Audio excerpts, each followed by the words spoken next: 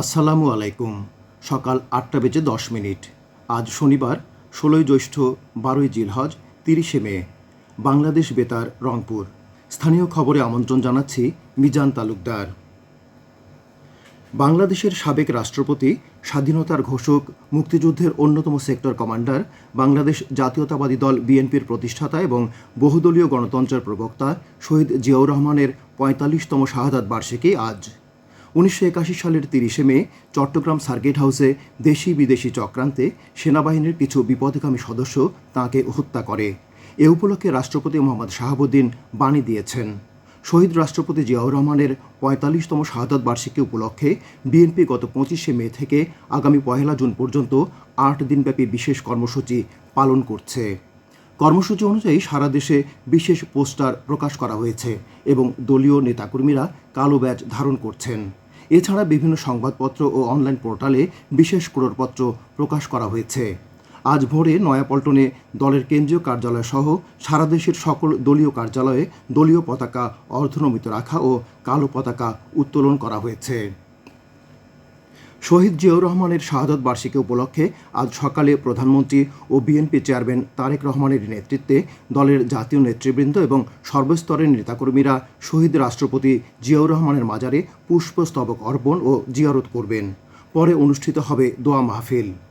এছাড়া দেশের অন্যান্য জেলা, উপজেলা ও থানা ইউনিটের উদ্যোগে অসচ্ছল ও দুস্থ মানুষের মাঝে কাপড়, চাল, ডাল সহ খাদ্য সামগ্রী বিতরণ করা হচ্ছে।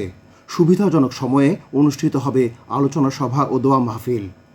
এদিকে শহীদ রাষ্ট্রপতি জিয়াউর রহমানের শাহাদত বার্ষিকী উপলক্ষে বিভাগীয় নগরী রংপুরে মহানগর বিএনপির উদ্যোগে শিল্পকলা একাডেমি মিলনায়তনে আজ সকাল ১১টায় আয়োজন করা হয়েছে এক মুক্ত আলোচনা সভা।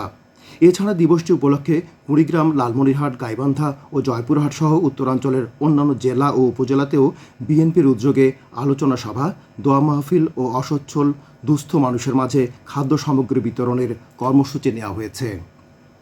পবিত্র ঈদুল আজহা উপলক্ষে বিভাগীয় নগরী রংপুর সহ জেলার ৮টি উপজেলায় ঈদের আনন্দে মেতে উঠেছেন সকল বয়সী মানুষ।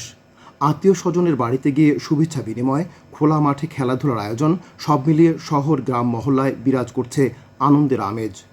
বিভাগীয় নগরীর বিনোদন কেন্দ্রগুলো জমে ওঠে শিশু, কিশোর সহ নানা বয়সের বিনোদন প্রেমীদের আগমনে। চিড়িয়াখানা, চিকলি পার্ক, ভিন্ন জগৎ ঈদের জন্য সাজানো হয়েছে নতুন সাজে। নিরাপত্তা দিতে ট্যুরিস্ট পুলিশ মোতায়েন করা হয়েছে বিনোদন কেন্দ্রগুলোতে। জেলা, মেট্রোপলিটন ও হাইওয়ে পুলিশের পক্ষ থেকে নেওয়া হয়েছে পর্যাপ্ত নিরাপত্তা ব্যবস্থা। কুড়িগ্রামে ঈদের দিন থেকে শুরু হয়েছে ঈদ আনন্দ উৎসব। ধরলা নদীর সেতু পাড় বিনোদন প্রেমীদের মিলন মেলায় পরিণত হয়েছে। শিশু, বয়স্ক ও নারীসহ বিভিন্ন শ্রেণী পেশার মানুষ সেতু পাড়ে এসে আনন্দে মেতে ওঠেন। জেলা পরিষদ শিশু পার্কে নাগরদোলা ও ট্রেনে চড়ে খুশিতে মেতে ওঠে শিশুরা। লালমনিরহাটের হাতীবান্ধা ও পাটগ্রাম উপজেলার বিনোদন কেন্দ্রগুলোতে দর্শনার্থীদের উপচে পড়া ভিড় লক্ষ্য করা গেছে। পরিবার পরিজন নিয়ে ঈদ উৎসবে অংশ নেয় সব বয়সের মানুষ। হাতীবান্ধার তিস্তা সেচ প্রকল্প এলাকা ও শালবন এবং পাটগ্রামের বুড়িমারি স্থলবন্দর, ৩ বিঘা করিডোর ও সোনার খাঁচা শিশু পার্কে আনন্দে মেতে ওঠেন দর্শনার্থীরা। পবিত্র ঈদুল আজহার দ্বিতীয় দিনে গাইবান্ধার গোবিন্দগঞ্জ উপজেলার মহিমাগঞ্জ রেল স্টেশন এলাকায় দর্শনার্থীদের ভিড় লক্ষ্য করা গেছে। এদিকে জয়পুরহাট শহরের শিশু উদ্যান ও ডিসি পার্ক, পাঁচবিবির পৌর পার্ক, লকমার প্রাচীন জমিদার বাড়ি ও পাথরঘাটা, কালাই উপজেলার নান্দাইল দিঘি, খেতলাল উপজেলার বিলের ঘাট ও আচরাঙ্গা দিঘি সহ প্রাকৃতিক সৌন্দর্যে ঘেরা দর্শনীয় স্থানগুলোতে গতকাল দিনভর দর্শনার্থীদের ভিড় ছিল চোখে পড়ার মতো। কুড়িগ্রাম কারাগারে পবিত্র ঈদুল আজহা উপলক্ষে আয়োজিত ৩ দিনব্যাপী ঈদ উৎসব আজ শেষ হচ্ছে। উৎসবের দ্বিতীয় দিনে গতকাল বন্দীদের দেখতে আসা স্বজনদের জানানো হয় ফুলেল অভ্যর্থনা। বন্দীরা পরিবার ও স্বজনদের বাড়িতে রান্না করা খাবারের স্বাদ গ্রহণ করেন। বাড়তি সুবিধা হিসেবে সকল বন্দী পাচ্ছেন কারা অভ্যন্তরে স্থাপিত মোবাইল বুথে প্রিয়জনের সাথে ৫ মিনিট কথা বলার সুযোগ। কারাগারে জেলার এজি মাহমুদ জানান, বন্দীরা যেন সমাজ থেকে নিজেদের বিচ্ছিন্ন মনে না করেন সেই লক্ষ্যে এই উৎসবের আয়োজন করা হয়েছে। খেলার খবর, কাবাডি। পবিত্র ঈদুল আজহা উপলক্ষে আয়োজিত কুড়িগ্রামের রৌমারী উপজেলা বালিকা উচ্চ বিদ্যালয় মাঠে অনুষ্ঠানরত মিনি কাবাডি টুর্নামেন্টে থানা মোড় ব্যবসায়ী সমিতি দল চ্যাম্পিয়ন হয়েছে।